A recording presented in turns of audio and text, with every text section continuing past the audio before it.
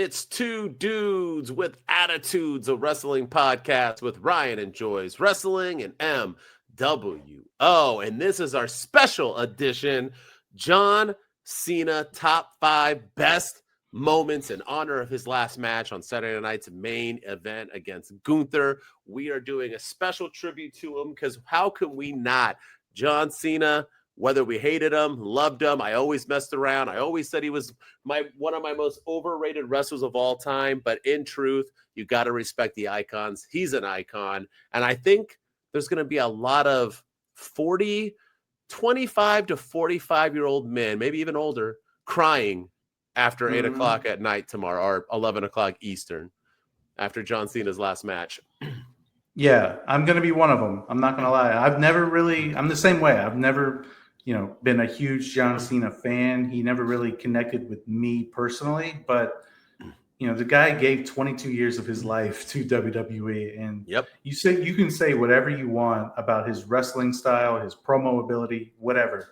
The man loves the WWE, and I don't think anybody is as passionate or loves the WWE as much as he does. And he lives, breathes, and sleeps the WWE. And it's going to be sad to see him go. And that's a tough. I know Cody Rhodes is kind of the next John Cena, if you will. There's only going to be ever one John Cena, but Cody Rhodes is there. But John Cena is going to leave a big void behind, and it's going to be hard to carry that torch going forward without him.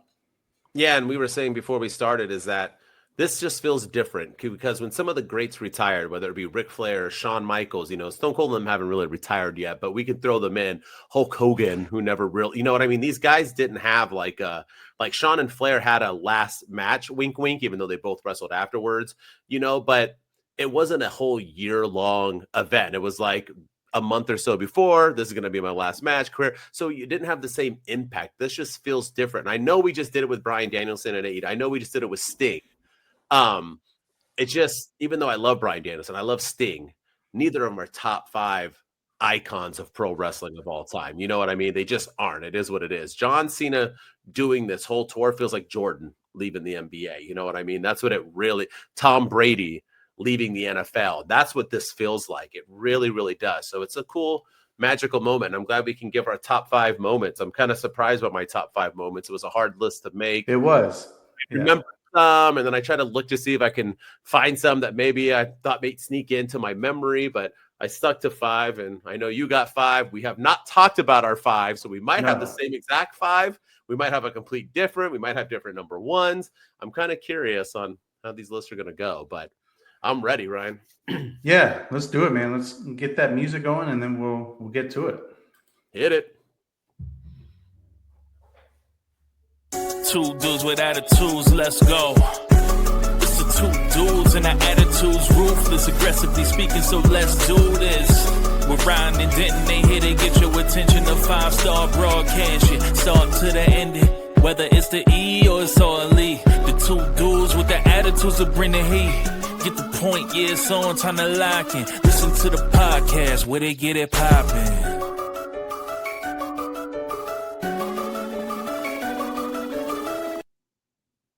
All right. So as we said, the GOAT in a lot of people's minds, although HBK is the GOAT, but the GOAT, John Cena, is retiring after tomorrow night, Saturday night's main event against Gunther. If you want to know who we picked to win, check it out. The predictions is posted. You can go see those Saturday night main event predictions for all 4 matches. But with that said, Ryan, are you ready? Are you ready? You're muted, but I said, are you ready? Even though you're still muted. You're going to have to unmute, Ryan, to give it your top 5. Ryan loves to mute himself. He just doesn't like to hear himself talk. There he is. He's back, ladies and gentlemen. Yes, I am ready. And, no, I'm not ready, actually, because this means that John Cena's career is over. And this retirement tour, I feel like we've been talking about it for years because we have. Like, we talked about it in 2024. And now here we are, and we're one day left. And, yeah, it's just, I can't believe it's finally ending. And I do believe John Cena. I do believe him when he says that he's never going to wrestle again. No, and he's like an ambassador now. He signed on to be like the ambassador of WWE for like 5 years or something. Really quick, let's make this quick because we got 5 tops to go through, and we're not doing honorable mentions. We're just doing the No. top 5. Yep. What do you? This is it. Whether he wins or loses to Gunther, what do you rate his run, or should we save that for after Gunther? Let's save it for after Gunther. We'll talk about. We'll do that on this next episode. Let's do that later. All right, let's get into it. Number 5. You always get to start, Ryan. What is your number 5 top moment? So it's matches, promos, return, whatever you're doing. What are your number 5 top moments? Yeah, and again, this was probably one of the hardest things I've ever had to do for this podcast, but so I'm going to cheat a little bit. So I'm going to say that number 5 for me is the entirety of the Doctor of Thugonomics gimmick. Just all of it, because, it gave us so many great matches, this great moments, and it was just an overall great character. The freestyles were funny. They were so good, so funny. His one-liners, they were all amazing. And he was also good at generating heat. John Cena was a heel when he first started, and he was a damn good heel when he first started with the Doctor of Thugonomics gimmick. From wearing the jerseys of the opposite teams of the city that he was in, to throwing in little dingers about the zingers about the sports teams that in his freestyles, just all of it, man. This is the gimmick to me that really put him on the map. I mean, this man cut freestyles on the American Badass version of The Undertaker. He cut freestyles on Brock Lesnar. He cut freestyles on The Big Show, Rey Mysterio, Kurt Angle. Kurt Angle had one of the best freestyle retorts of all time with his promo back. So many others, man. The Doctor of Thugonomics gimmick was amazing. And I think it made John Cena the star that he ultimately became. I know everyone talks about the ruthless aggression promo that he cut on Kurt Angle, and that was cool and all in his debut, but that was nothing compared to the Doctor of Thugonomics gimmick. So shout out to John Cena, man, for that. Great character. And I think I like the story behind it too, because as John Cena has said a bunch of times, that he was on the verge of being released from the WWE until he started freestyling. He was, basically. Yeah. And he started freestyling on the bus, and Stephanie McMahon heard him and said, "Hey, make that your new gimmick." And he did. And look at where it transcended his career. So that changed his life in the WWE. So Dr. Thugonomics gimmick entirety gets my number 5 moment for John Cena. It's a good pick. It's so funny. I wanted to put that on there, and then I didn't, because I was like, I don't want to do it so it's not even on my top 5. I'm like, I did not want to do an entire gimmick character as a moment, so I didn't do it. But now I wish I would have, that you did it. If you go back now and listen to some of those raps too, man, they're racist and sexist. They're hilarious, man. It's like the olden. Oh man, we're too soft, man. It's funny, funny stuff, dude. Funny stuff.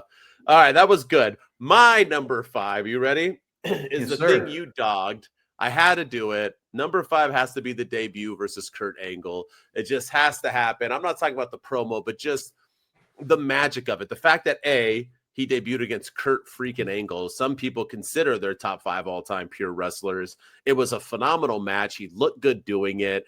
Just everything about it. And then the moment afterwards when he's leaving, and there's the Undertaker sitting there, and what's your name, kid? And it's John Cena, and he shakes his hand. It was foreshadowing the future, but not even really knowing, because it was like that Drew McIntyre moment, right? Drew comes out with Vince, and he's like, here's the future of the WWE, and then Drew was fired and released. The same thing should have happened to John Cena. He had that moment. He has the Taker rub, who was the number 1 dude in the locker room. That's the best rub you can possibly get. And then he always gets fired if it wasn't for your top 5, the Thugonomics transformation. So it's it almost didn't even happen. But now when you look back at it, that moment's just too iconic for me not to have on my top 5. It's without that debut, we don't have John Cena, obviously. And the fact that Undertaker basically was you're going to be the biggest star ever. And he was, it's just pretty cool looking back at it. So yeah, my number 5 has to be the debut versus Kurt Angle. Yeah, you can't go wrong. You can't go wrong with that at all. I mean, it was an amazing way to debut. It was, he cut the great promo. The ruthless aggression thing wasn't a bad promo. It was fine. I think the Dr. Thugonomics took him from, good to great. But everything about that debut was amazing. The Undertaker giving him the rub, the stuff with Kurt, just all of it was we had a star on our hands and we didn't even know it at the time. And I think looking back on it, it's something we can appreciate.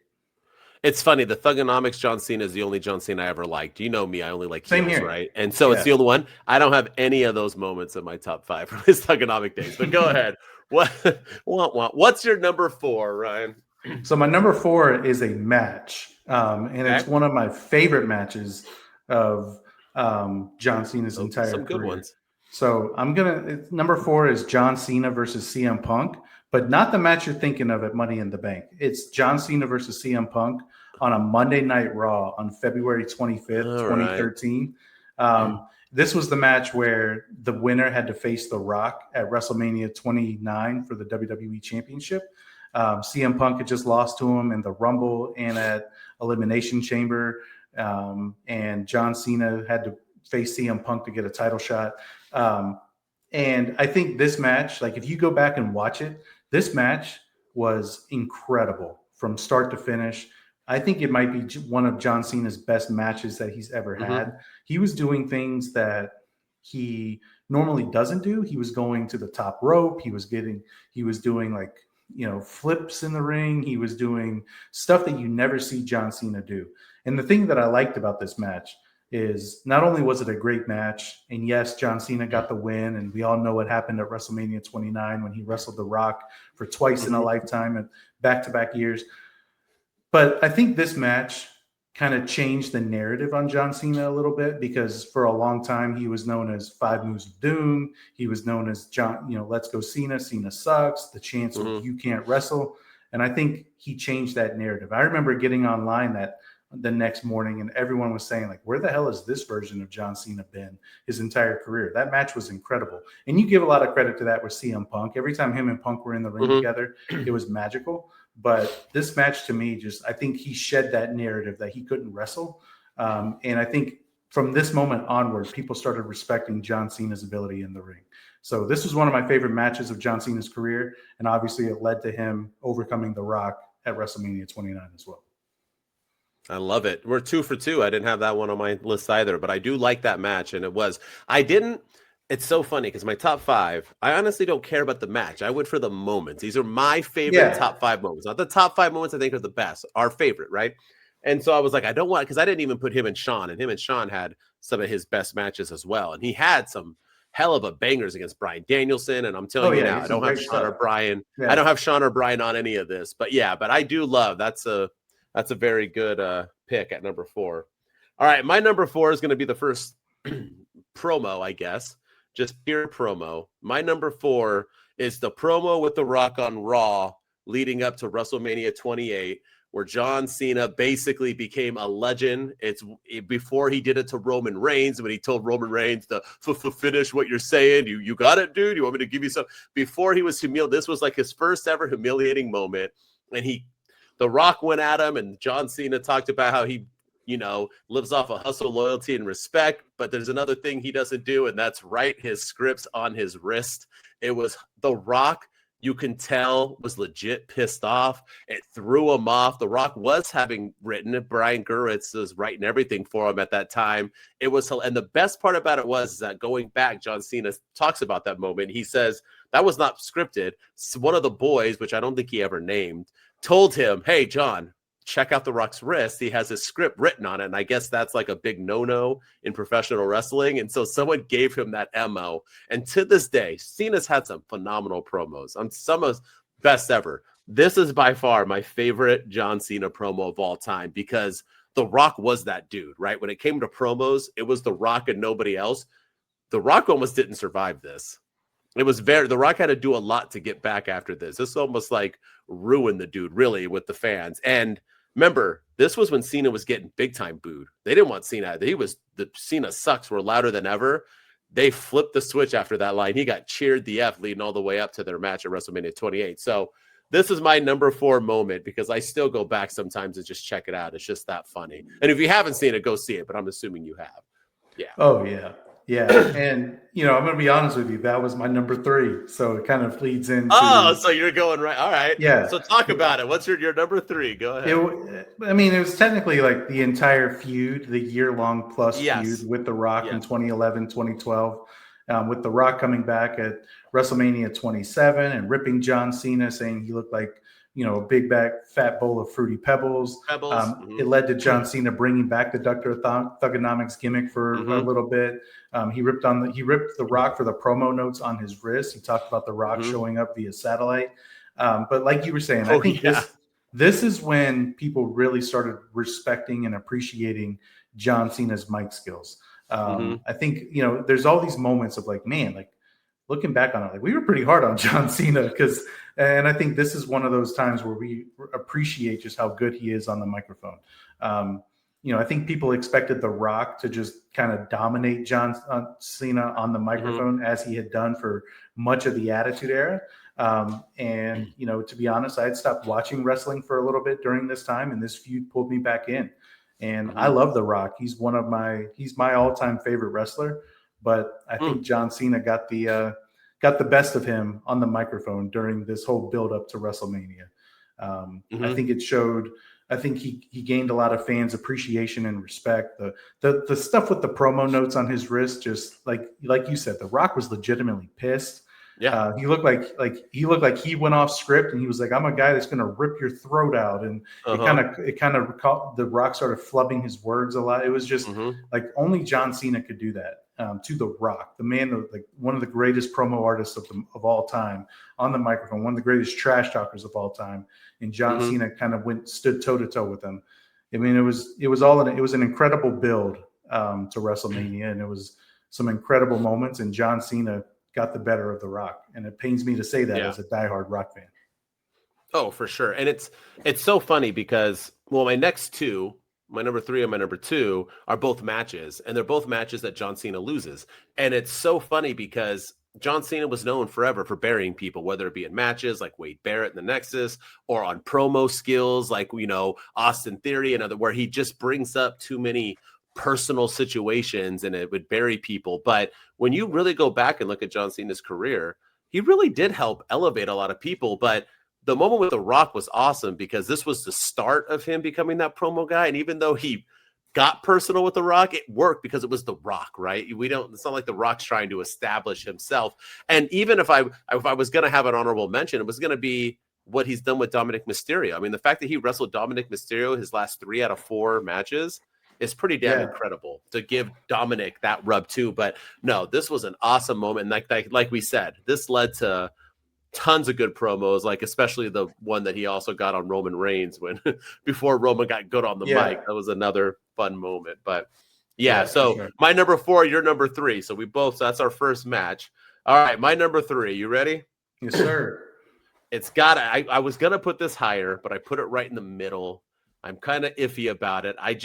This has to be it's got to be on everyone's top 5, but it is John Cena versus Rob Van Dam at ECW One Night Stand 2006, man. I mean, John Cena, that guy had to be like Shawn Michaels' feeling when he wrestled Brett at the screw job, in Montreal. Like that had to feel like John Cena he might not admit it fully, but he had to be fearing for his life. That crowd, I truly think that's the famous sign of if Cena wins, we riot. When Cena wins, we riot. The most famous thing. I truly think if he would have won, they would have rioted.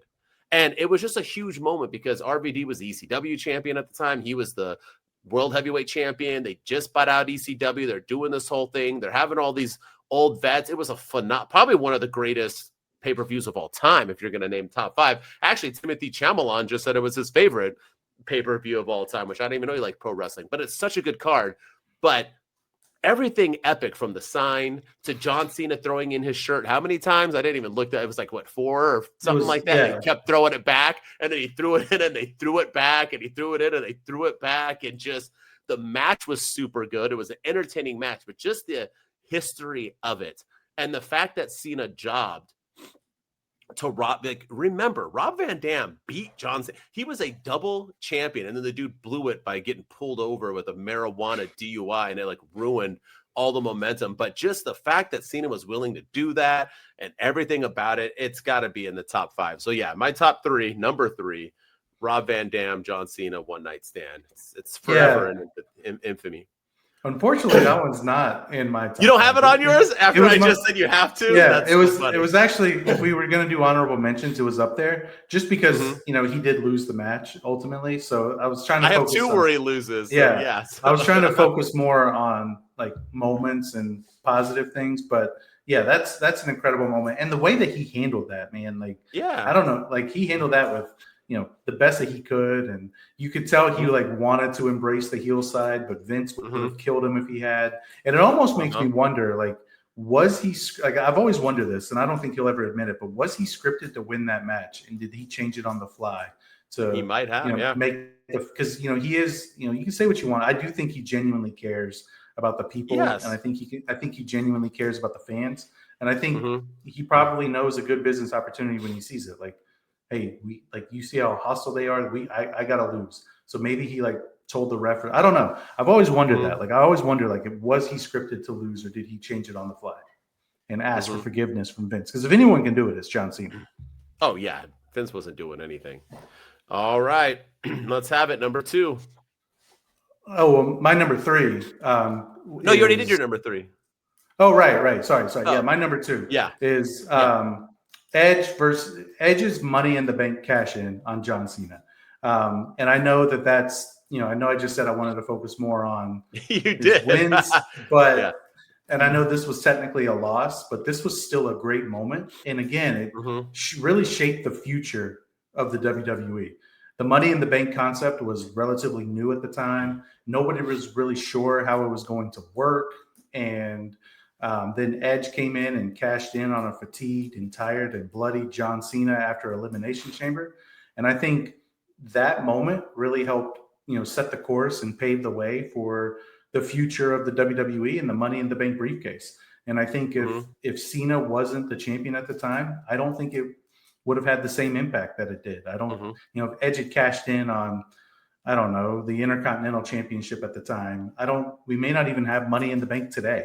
I think this moment kind of made it cool. It made it like, oh, like even the world champions aren't safe. Because I think it was just you get a title shot at your choosing. It wasn't like you're guaranteed a world title shot, or that didn't become a thing until later on. So it was like it was very early on in the concept, but again, a lot of it, I know it was a loss for John Cena, but I think it helped, create great moments for the future in the company as well. Because without that moment, who knows if we even have the Money in the Bank concept that we know of it today. And it was an incredible cash in, and I know Cena lost, but it was still an incredible moment.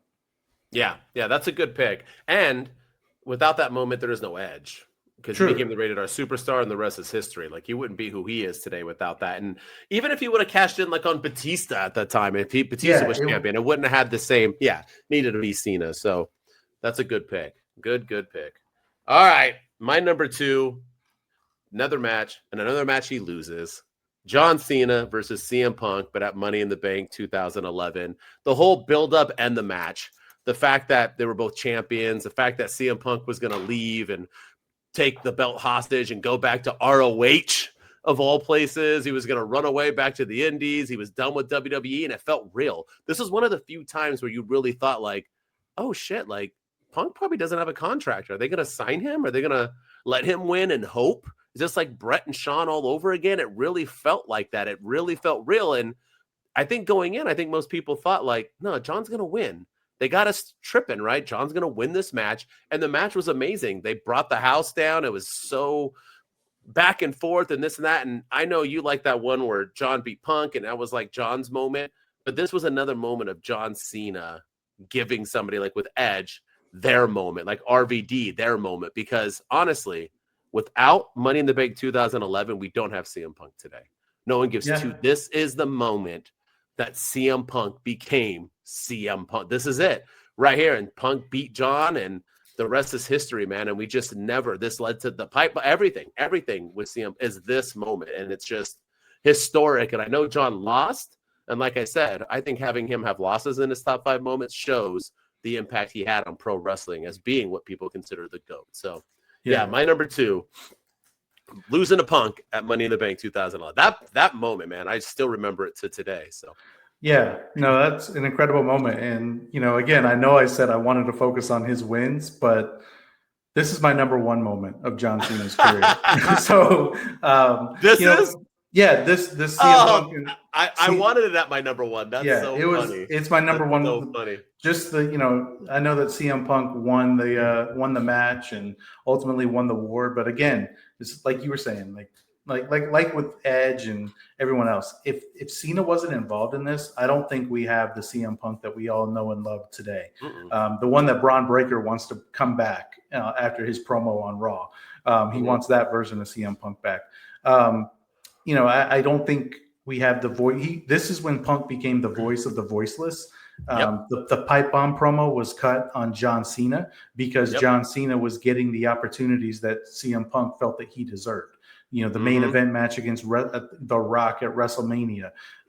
John was a huge reason as to why he was leaving the company. And like you were saying, it felt real. It felt intense. It felt, very, very, it felt legit. And, the other part too is John, the promos after the pipe bomb and the build to Money in the Bank, where John Cena is out there with Vince McMahon. And, you remember John Cena or CM Punk won the championship. And then the next night on Raw, Vince McMahon gets fired by Triple H because of, and he gets appointed as the COO. And then Triple H brings in John Cena versus Rey Mysterio in a tournament to crown the next champion. And then Punk comes back and we get Punk versus Cena at SummerSlam. So it led to a bunch of cool moments. Punk's battles with Triple H on the microphone, Punk and Vince McMahon, John Cena and Vince McMahon, John Cena and CM Punk. I mean, they had some great back and forth. CM Punk was great on the mic, but John Cena held his own. The whole, you become what you hate. You've become the New York Yankees. I mean, CM Punk was speaking facts, but John Cena was holding his own. Like, hey, you come out here and you talk about how much you love these people, but you're getting ready to walk out on them and getting ready to leave. And you and Vince McMahon sound like a bunch of crybabies. I want this. I want that. I want this. I want that. It was just, John Cena held his own in these promo battles with Punk. And it transcended Punk and made him a living legend in WWE today. But again, it doesn't happen without John Cena. And that match at Money in the Bank was incredible. Everything afterwards was great until they got Kevin Nash involved and they ruined it with all that. The match at Night of Champions with Triple H, Triple H won, just all of that was so stupid. But everything with John Cena involved was incredible. And it definitely doesn't hit the same without John Cena. That's a good number one. That's a good. Yeah. Speaking of a superstar who didn't let people truly put over, I'm looking at you, Triple H. Doing that now. 100%. All right. My number one is more of a moment. It's a match, but it's a moment. My number one is his surprise return at the 2008 Royal Rumble. That's my number one moment of John. And just for the fact that it just showed who he was. Like Triple H came back through, the torn quad, this and that, and it was a huge moment. Edge came. There's ones that have come, but John, this was like the first real surprise since like the Scott Hall walking down in WCW Nitro. Like nobody saw that, no one thought, and he came out number 30. Just him posed there with it opening up and his music. It's just like I will forever. And I remember this happening, going like, I thought he was it. How is he back already? And he 4 came months. back what? Yeah. And how it was supposed to be out like 10 or something or 8 months. Yeah, and he it was came a back torn like back. Yeah, it was the same injury that Cody Rhodes had. Yeah, Cody. Yeah, and he's just like back, nothing. He wins it. It was just such an I don't even care about the Royal Rumble itself. I don't remember who he eliminated to win it. I don't give two shits. It's just the moment of him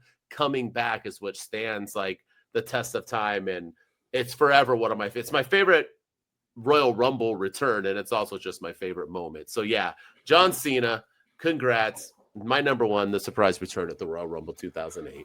Yeah, that's a solid pick, man. And that wasn't anywhere near my top 5, but not because of hatred or anything. It's hard to compile this into 5 great moments, but that is an incredible moment. It was a fun moment, and I remember watching that Royal Rumble, and I was like, it was one of those things where I was pissed off after I watched. I was like, of course John Cena wins. Of course the Golden Boy's back. And of course he's like, he comes back after 4 months. Like, was he even really hurt? You know, I was that guy. He wasn't even hurt. And imagine if you had a TikTok then. Yeah. I know. But now, but it's one of those things where you look back on it and you really appreciate just what he did. And putting his body on the line. That could, you know, he was legitimately hurt, and that couldn't have been easy to come back in 4 months, like a 4-month rehab from a torn pec, and he comes back and he wins the Rumble, and it's like he never missed a step. Like, I didn't appreciate it at the moment, but I certainly appreciate it now, and it just goes to show what all these wrestlers do with their bodies. But John Cena was at the top of his game when he went out, and he came back, and he was still at the top of his game, and it just shows that how much he loves the WWE and how much he loves professional wrestling. Yeah, what kind of beast he is, dude. That's what I got to say. Yeah. All right. Well, with that said, before we say goodbye and salute away, there's 2 moments that we didn't have either in our top 5s. Where would you categorize them? Heel turn and his 18th or the whatever world championship, 17th? 17th. Yeah, 17th. Right? 17th. Yeah, 17th and his heel turn. Where would you put those? Anywhere in the top 20 moments? No. People have of those I've seen like in their top 10s, and I'm like, the heel turn was awful. Obviously not the heel turn, but the moment itself. But I thought that was awful too. I didn't like any of it. But and him winning the title was the same. The match with Cody Rhodes at WrestleMania was awful. Like the fact, even the fact that he won the 17th championship and broke the record, nobody seemed to care. It was just like, oh yeah, he set the record. All right, good night, everyone. We'll see you tomorrow for Monday Night Raw. It was because he was a heel, and like they never should have turned him heel to break that record. It was dumb. And revisionist history. Everyone was saying that was the greatest heel turn of all time. It wasn't even anywhere close. It was not good at all. And he even admitted that they didn't have a plan for it, and they did it for shock value, which is the problem with the modern day booking of WWE. And he admitted that he wasn't a good heel too, and that's what I was saying. And people were like, no, his promo was good. And he even said, no, my promos were awful. Everything about it. But he didn't want to be. But no. But nonetheless, we love John Cena. We're sad to see him go. We're going to be emotional tomorrow. And yes, don't forget to tune in to Saturday Night's Main Event. I'm assuming everybody in the world who watches pro wrestling will, or even who doesn't, when he faces Gunther to close the show. So it should be good. But let us know in the comments too what you thought, what your top 5 is. You can tell us how wrong Ryan is and how right I am. Whatever you guys want to do, just throw them in there and let us know. Don't forget to subscribe, follow, share this video, let people catch on to the 2 dudes. And as always, you can just check me out on my_wrestling_opinion anywhere you have social media. And with me, as always, is Ryan. Enjoys wrestling on all the social media platforms, so go follow me there. Go follow us on TikTok at 2 Dudes with Attitudes, on right here on YouTube at 2 Dudes with Attitudes. Subscribe to our channel, help us grow, help us blow this thing up, and let's move up the ranks. Subscribe to our Instagram at 2 Dudes with Attitudes podcast, and on Twitch at 2 Dudes_with Attitudes, and follow us on X at 2 Dudes PC, where we've been blocked and attacked by Dave Meltzer and Sean Ross Sapp just because I tell people not to listen to the dirt sheets and they get mad when I tell them that. But it's the truth. And, you know, I'm still waiting for the apology about we can't have Roman Reigns and Cody Rhodes in the same ring together, but yet they just shared a ring together. So stupid. But so go follow us on X at 2 Dudes PC. And then we're on audio and Spotify and anywhere you get your audio podcast. We appreciate all the love and support there. We're in the top 10% of all listened to wrestling podcasts. Help us keep climbing up the ranks and get us into that top 5% and that top 1%. And the way to do that is by leaving 5-star ratings and reviews, telling everyone how much you love the 2 Dudes with Attitudes, how you love your favorite 2 dudes on the internet. And as always, we appreciate everyone's love and support. Help us climb up the ranks, help us grow. And you won't regret it because I think we're the best damn wrestling podcast out there. Not even close. 2 Dudes Wolf Pack. We out. 2 dudes with attitudes, let's go. It's the 2 dudes and our attitudes, ruthless, aggressively speaking, so let's do this. We're Ryan and Denton, they here to get your attention. The 5-star broadcast shit, start to the ending. Whether it's the E or it's all E. The 2 dudes with the attitudes that bring the heat. Get the point, yeah, it's on time to